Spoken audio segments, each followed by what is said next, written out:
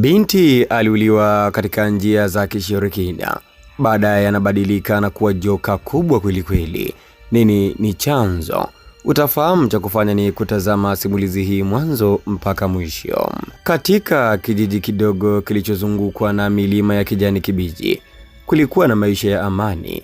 Wakulima walifuga wanyama, watoto walicheza njiani, na kila mtu aliishi kwa amani kweli kweli. Lakini ndani ya kijiji hiki alikuwa binti mmoja aliyetambulika kwa jina la Neema. Neema alikuwa na umri wa miaka 20. Alikuwa na moyo safi, kila mtu kijijini alikuwa akimpenda. Hata mama yake, Mama Neema, alikuwa akilia kwa furaha kila siku kutokana na tabia ya binti yake kuwa ni nzuri, na kila siku alikuwa akimshukuru Mungu kwa kumpa binti mwenye tabia njema. Neema aliishi kwa furaha. Binti huyu alikuwa ni mwaminifu. Wazee walimpenda na watoto wengine walimpenda na kumchukulia kama kielelezo cha nuru katika kijiji na mtu ambaye ana tabia njema. Lakini sio kila mtu alifurahia uwepo wa Neema na tabia njema ya Neema. Kwenye kona ya kijiji aliishi bibi kizee mmoja. Alikuwa na chuki dhahiri shairi kwa binti aitwaye Neema. Ni kwa nini binti huyu anapendwa na kila mtu kijijini? Ni kwa nini binti huyu ana tabia njema? Ni kwa nini binti huyu amekuwa akiwasaidia watu wengi kijijini kwa kuwasaidia kazi mbalimbali? Hata wazee wengi kijijini walimpenda Neema. Sasa bibi huyu hakumpenda Neema. Bibi huyu alikuwa ni bibi wa kale na alikuwa na siri zake za uchawi uliofanya watu wengi wamuogope kijijini. Hakupenda kuona vijana wakifurahia wala kuona Neema akipendwa na kila mmoja. Bibi huyu alikuwa ameketi nje ya nyumba yake na kutazama angani akiutazama mwezi. Bibi huyu, kutokana na kumchukia sana Neema, alipanga mbinu ya kumuondoa duniani kwa njia za kishirikina. Siku nenda siku rudi, bibi huyu aliamua kufanya manyanga, na alipojua ni njia hii ambayo Neema anapita kutoka mtoni, basi aliamua kutega dawa zake za kichawi kwa ajili ya kumnasa Neema. Kweli bwana, bibi huyu mara baada ya kutega dawa zake za kichawi katika barabara, alijificha pembezoni kuangalia je, ni kweli Neema atapita katika njia hiyo kama ambavyo alidhani. Kwa mbali bibi huyu alimuona Neema akiwa na ndoo yake ya maji kichwani, akitoka kisimani na kuanza kuelekea wa njia ambayo ametega dawa. Bibi huyu mchawi akaanza kufurahi katika nafsi yake, na kweli Neema alitambuka ile dawa iliyotegwa katika barabara. Hapo ndipo mabalaa yakaanza kwa Neema. Neema alipofika nyumbani, alianza kumwambia mama yake kwamba kichwa kinamuuma sana, na hii ni kutokana na kubeba maji. Neema alimwambia mama yake maneno hayo. Hivyo mama yake Neema akamwambia binti yake kwamba pumzika mwanangu mpaka jioni, basi kitu kitakuwa kiko vizuri kwa sababu umefanya kazi sana leo. Hayo ilikuwa ni maneno ya mama yake na Neema akimwambia binti yake Neema, kutokana na Neema kumwambia mama yake kwamba kichwa kinamuuma, na Neema alijua ni kutokana na kufanya kazi. Hata mama yake alifahamu hilo. Kumbe ametambuka dawa za kishirikina, dawa za kichawi ambazo ametegewa na bibi ambaye alikuwa akikaa kando ya kijiji, bibi mchawi. Neema alilala mpaka usiku kafika, lakini hali yake ilikuwa mbaya zaidi. Mama Neema akachanganyikiwa. Imekuweje mwanake tangu majira ya asubuhi mpaka usiku hali yake inazidi kuwa mbaya zaidi? Mama Neema alitoka nje na kuanza kuita majirani waje muangalie binti yake. Mama Neema aliwaita majirani moja kwa moja. Majirani walifika katika nyumba ya Mama Neema. Walipofika kumwangalia Neema, tayari Neema alikuwa ameaga dunia. Hapo kilio kikatanda. Usiku huo huo Neema amefariki ghafla binivu. Wanakijiji waliitana na kila mtu alizungumza la kwake. Hii sio kawaida. Neema alikuwa ni binti mchapakazi. Neema alikuwa haumwi. Imekuweje ameumwa ghafla binivu na mwisho siku amefariki dunia katika mazingira ya kutatanisha? Basi bwana, kesho yake asubuhi wanakijiji walijikusanya wakachangisha pesa ya jeneza. Jeneza likapatikana. Watu walijikusanya katika eneo la mazishi na mwili wa Neema tayari ulikuwa umewekwa katika jeneza kwa ajili ya kwenda kuzikwa.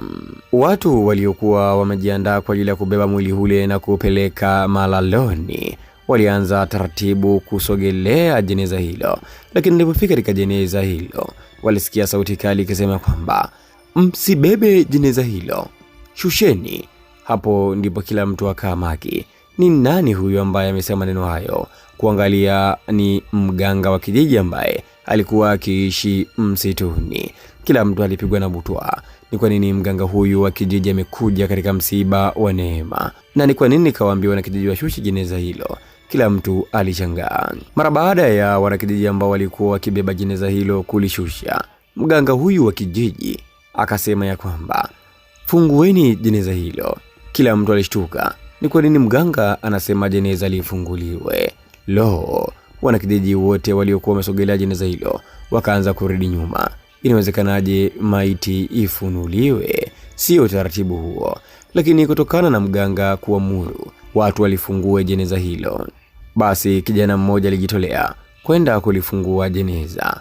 Lo, mara baada ya kulifungua jeneza hilo ambalo ndani yake kulikuwepo mwili wa Neema, lilitoka joka kubwa kweli kweli. Hakika kila mwanakijiji alishangaa. Wengi walikimbia na wengine wakasimama mbali kabisa.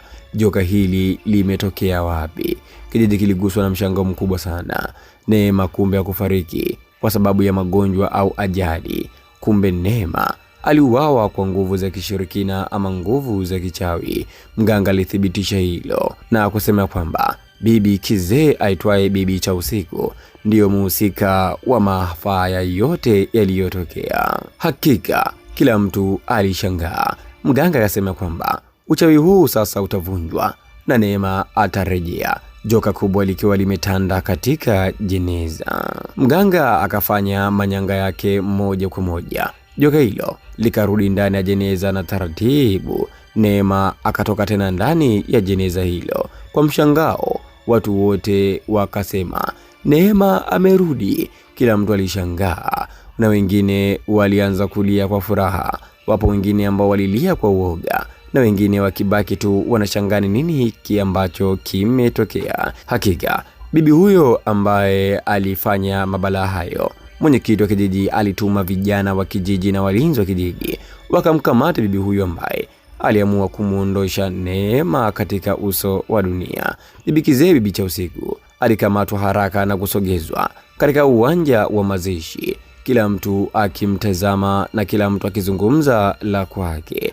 Na kutokana na busara ya mwenyekiti, aliamua kuchagua uamuzi wa wanakijiji pamoja na kijiji kizima kumtenga bibi huyu ambaye alikuwa anaonekana kabisa hakuwa na nia njema na kijiji, kwa sababu alikuwa amekaa pembezoni kidogo mwa kijiji. Kumbe alikuwa ni mchawi na yeye ndio aliyeshiriki kutaka kumuondoa Neema duniani. Bibi huyu aliomba sana msamaha na kijiji wasimtenge.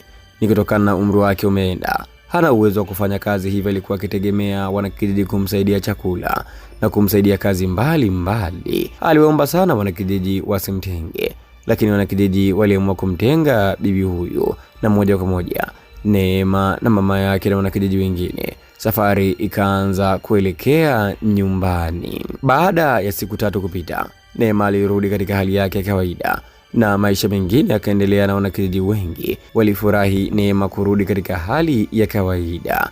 Bibi kizee Bibi cha Usiku, bibi mchawi, bibi mwenye roho ya usda, bibi mwenye roho ya korosho, bibi mwenye roho alifariki dunia, na hii ni kutokana na msongo wa mawazo na wanakijiji kumtenga. Bibi huyu ambaye alikuwa hana nguvu hata ya kulima alifariki dunia katika nyumba yake, na taarifa zilifika katika kijiji hiko kwamba Bibi cha Usiku amefariki dunia.